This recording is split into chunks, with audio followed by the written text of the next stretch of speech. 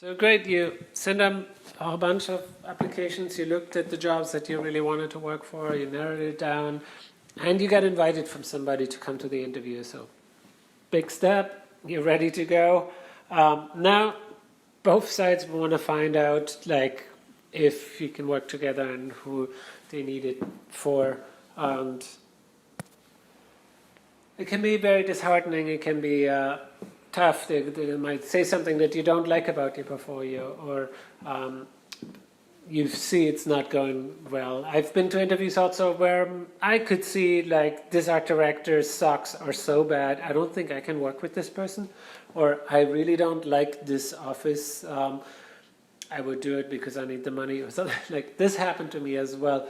It's more like I walked into companies where I thought like, is this the mailroom or something? What's your worst interview experience? Does anybody here have one? Like think about it and bring it to class. Let's talk about it. Just what you had before. So it's more about like testing each other out and see how if you can even align. You want to know why they are hiring at this point. That's a good question to ask, for example. Like, why is this position open? Is it open because nobody wanted it? Or is it just, did you just created it? Or what came up that you needed somebody right now? So it's probably because they need somebody with a skill that nobody in their team already has or has the time for. That could be one of the reasons.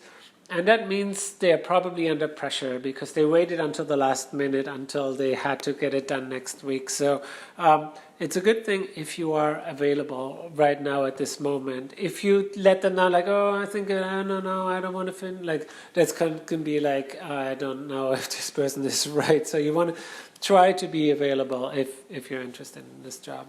If you're from art school, sometimes you get this overconfident people that come in and talk and show this like great portfolio, and they think like confidence is a good thing too, but at some points I'd like it if they're too overconfident, then maybe they would be hard to work with and give directions. What they want to know from you is this person able to do the work? So you want to give them examples. Are you able to at least use the programs that they're using? And also maybe they want to find out if you're like a psychopath or a jerk. Your work might be really great, but so what to talk about is, I'll use this word that I don't really like, but if you're interested about different design trends or what style of graphics you like, if you have shared interests, it would be good to research this before. If you could see it on their LinkedIn profiles or on their website and their blog and their Twitter feed, that'd be good to know about. So it would be good to mention you did other jobs before, so they get the feeling you don't need much hand holding, they don't need to train you very long. And it would be good to research a little bit the field that they're working in. I've walked into interviews because I wasn't really prepared, and they would talk about different other competitors or other players on the market, and I really didn't know what they're talking about, and that was bad because I couldn't really take part in that conversation. So a couple of things here that you don't really want to talk about in this conversation is don't mention any kind of super strange hobbies that you have. You can say something that's like arts related or so, but if your hobbies is like going to bondage clubs, then don't mention that. It might be a little strange at this point. Then don't come across as arrogant or you know it all or that award-winning designer. Don't be like defensive if they talk about your work and they mention something that they don't like. Don't talk about your former boss, of course, because then they might feel like you're going to talk about them behind their backs. Don't interrupt while they're talking. Actually, as long as they're talking, that's a good chance for you to listen and show that you can actually like understand what they're working on, and so you could give like feedback to that instead of talking about yourself. One thing that's important to speak very clearly, don't mumble. I see that quite often. People get nervous and they talk like a little bit like this. Want to be very open and easily approachable. Don't say that you were bored at your last job because then maybe that's just how you are at work. So there are a few interview tips. Adam and Chris, I put the link in below. I think these are funny videos. I had some people apply to a job and they came in all sweaty and kind of smell. That threw me off. I didn't really like that. I didn't like it if somebody's phone was constantly buzzing, very distracting. Just turn it off, of course. So you can practice talking to yourself, filming that, and see how many arms and ahs you have. Research the company's products, the values, see what kind of blogs they're writing about, their LinkedIn, so you're not surprised when it's kind of nice to know who you're going to meet. Maybe you have common friends, maybe you have common places that you went to school or something like that. That would be a good start of the conversation. When you have a list in your notebook of the things that you want them to remember about you, you can have these like bullet points in your notebook, and you can kind of look at it and try to like pepper those things into the conversation every once in a while, so you don't forget to say something that you really wanted to mention. Also the day before, make sure that you get there on time, make sure that you know the connection where the building is, how the entrance is, that it's not like totally that you're like coming there all sweaty and be all like just barely on time. So plan that route, get some clothes that don't make you feel uncomfortable, and also if you have to rush or walk somewhere that you don't like arrive there totally sweaty or like that's going to throw off. If you have good stories so that in your portfolio, bring those stories that you can talk about, of course, that's great. If you can prove these successes with some numbers, that's also nice. If you have a work journal like I recommended to you, you can write down the numbers that you actually worked on the jobs, so that later on, if you have to talk about it, you know those numbers, you still know the process. They always ask, do you have questions for us? So you can look on Glassdoor, maybe there's some reviews that people left. So also, they already have your resume. You don't need to mention all of the information from your resume. They want to talk about your work and your process and you as a person. So then the stereotypical question would be like, what is your biggest weakness? I don't think people actually ask these anymore because it's become kind of a joke, but there's always that typical answer, like I work too hard, I worry too much, or something like that. But you could like form that into a funnier question. Just be prepared that sometimes people might actually ask something along these lines.